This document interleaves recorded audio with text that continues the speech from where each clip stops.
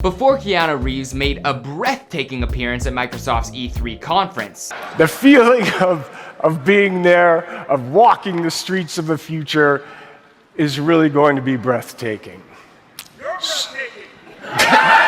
You're breathtaking. Before John Wick Chapter 3 would debut at $57 million first week at the box office, becoming the only person to successfully take out the Avengers. Sorry, Thanos. Before Reeves would admit the longtime crush he had on Sandra Bullock. She obviously didn't know I had a crush on her either. Oh, wow. Yeah. I can't believe you both had crushes on each other and you were so scared. We were working. Before he would have a hilarious cameo in Netflix's Always Be My Maybe. The only stars that matter are the ones you look at when you dream. Thank you.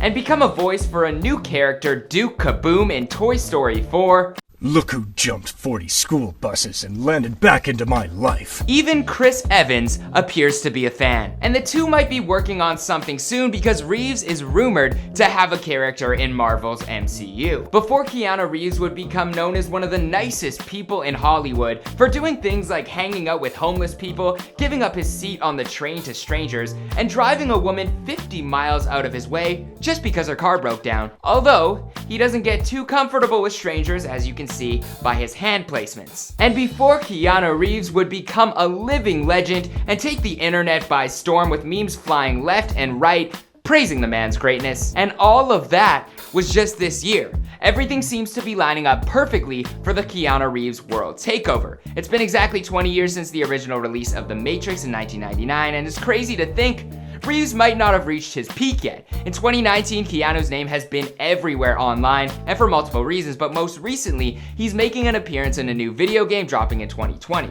His character in the game is named Johnny Silverhand, but let's be real with ourselves, Reeves has the golden touch. And like Joe Rogan so perfectly put it, he might be what we should all aspire to be. We should all aspire to be Keanu Reeves. But this success didn't happen overnight because he planted some Keanu seeds that grew into Keanu trees, and then sprouted some Keanu leaves. Because of the scripts that Keanu reads, he made some money for the family that Keanu feeds. But when it comes down to it, acting is all that Keanu needs.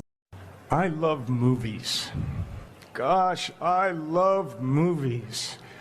I love watching them, and I love making them. Now before I get carried away with the puns, I just need to say that this is one of my favorite before they were famous videos yet. Keanu's story involves everything from wanting to be a pro hockey player to moving to Winnipeg, Canada, which got him blackballed in the industry for 10 years. High school dropouts, family doing prison time, massive successes, massive failures, and more than anything, perseverance. What's going on, good people in the comments section? My name is Jeremy Hecht. I hope you're having one heck of a day, and I'll be your host for today's video as we take a look at Keanu Reeves' breathtaking rise to fame. Here for you, of course, on Before They Were Famous. If you're new here and wondering who I am, I'm the LA host for this channel, and if you are a part of the Fame Gang, then you already know what it is. Shout out to everyone watching at school, at work, after school, on the toilet, or with their friends, hopefully not with their friends on the toilet though. Anyways, we've covered recently actors like Samuel L. Jackson, and we did a full one on the cast of the Avengers and House Stark from Game of Thrones, so be sure to let us know who's up next in the comment section below. Before we start though, here is a trivia question for you. What was Mr. Reeves' greatest fear at 23 years old? Alright, now let's get into the video. Before they're famous. Before they were famous about. That was a pretty good video. I like this guy. Look, Reddy, you did a great Michael is never wrong. So damn, that was cool. How did he know that? Whoa! So how did Keanu Reeves become a mythical legend within the film world? Well, let's start at the beginning. In Hawaii, the name Keanu means a cool breeze that comes from the mountains. The term fittingly describes Keanu's laid-back persona both on and off screen.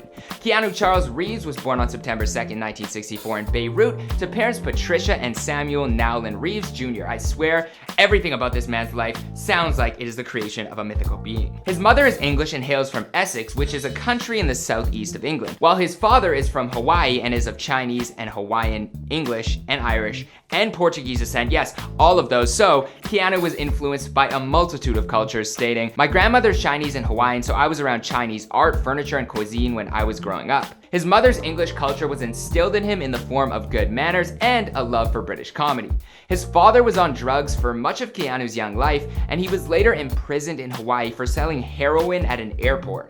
After being sentenced to 10 years in prison, he was placed on parole after 2. But before that, his parents divorced in '96, and Samuel lost touch with his son after one final vacation together when Keanu was 13 years old. Samuel didn't reach out for 10 years after that, but in an interview, Samuel said that he had written many letters to his son over the years, but was always too scared to send them. Patricia became a costume designer and moved Keanu to Sydney and then to New York. She married a Hollywood producer and director named Paul Aaron in 1970, and before long, the family relocated to Toronto, Canada, where Patricia and Paul divorced just a year later. Patricia designed costumes for famous acts like Dolly Parton, David Bowie, and Alice Cooper, and these stars would even stop by the Reaves residence for the occasional dinner while on tour. Alice Cooper even used to place fake dog poop on the couch for the family's cleaning lady to find the following day, leaving her the duty to become Alice Scooper.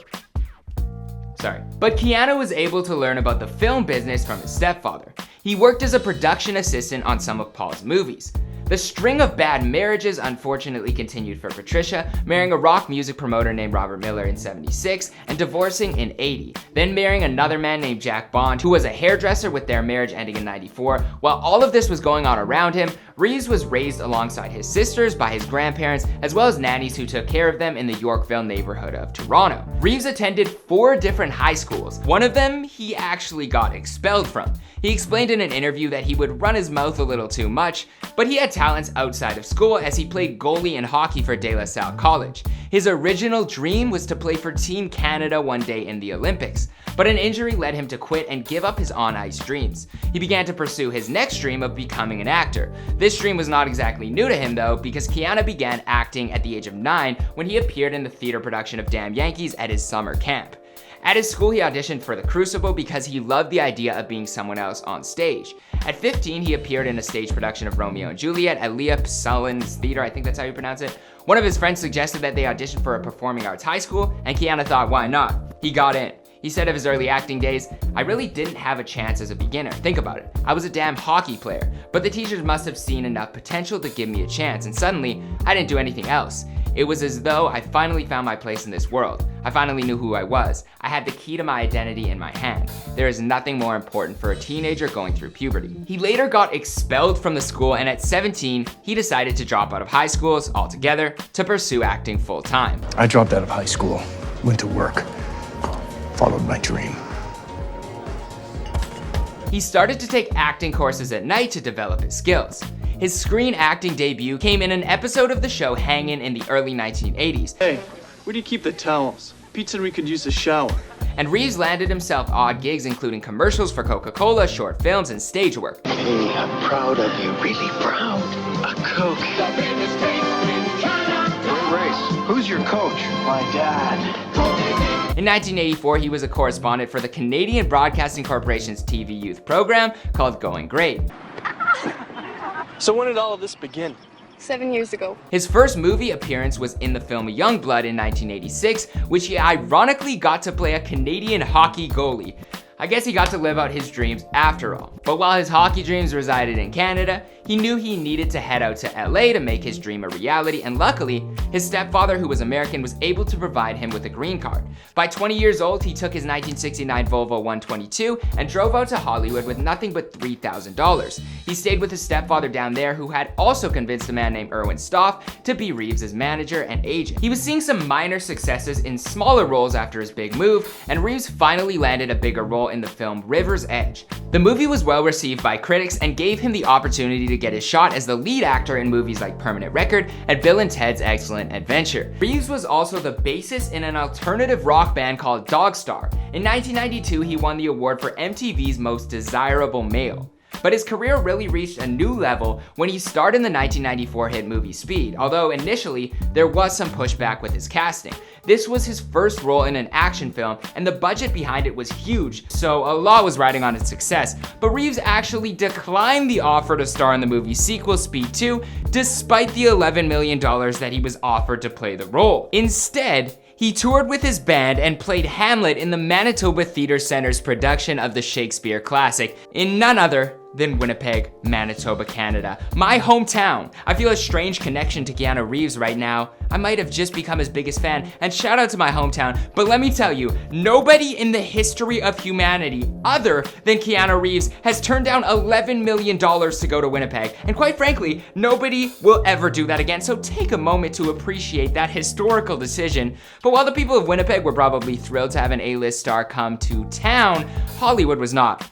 They weren't so impressed because 20th Century Fox allegedly blacklisted the actor from all of their films for the next decade. And the next run for Reeves was not an easy one. His films Johnny Mnemonic, Chain Reaction, and Feeling Minnesota did not succeed at the box office or critically. He was left wondering where his next moves would take him, so he needed to make sure that they were the right ones. In fact, he was so set on making his next film successes that he took substantial pay cuts in order to have the right actors cast. For The Devil's Advocate, he took a $1 million cut to play alongside Al Pacino. He also took an incredible 90% pay cut so that Gene Hackman could be cast in The Replacements. His decisions panned out, and he was back in the good graces of Hollywood. Okay, you have some skill. All of these moments and all of these decisions led him to one breaking point moment in his career. In 1999, Keanu was cast as the star of the barrier-bending and generation-defining classic movie, The Matrix. 2 sequels were produced, making it one of the most critically acclaimed trilogies of all time, and in 2005, Reeves received a star on the Hollywood Walk of Fame. I just recently saw The Matrix, and I could actually do a whole video on what I think the meaning behind it is, but either way, it is a classic movie. His success continued, and although many thought The Matrix would remain the height of his career, in 2014 he became John Wick for the first time, and the third project in the series recently came out to astounding box office numbers and critical acclaim, and quite frankly, I'm just excited to see what the man does next. What a journey that was, and to think that his biggest fear back in 1988 was that he would have a poop stain on his underwear when sleeping with a woman he had just met for the first time. Although he did clarify later on in the interview that he was practically celibate at the time, so who knows what he was actually afraid of either way. Either way, there's the answer to your question from the beginning of the video. But as for the rest of the story, well, we'll have to wait and see because this is before they were famous. As always, my name is Jeremy Hecht. Be sure to follow me on Instagram, DM me, or comment on my pictures. Let me know who to cover next. Comment in the YouTube comment section down below. I try to read as many as I possibly can within like the first hour or two, so I'll talk to you there. And what else? Dream good, live better. I hope you have one heck of a day, and I'll see you in the next video. Peace.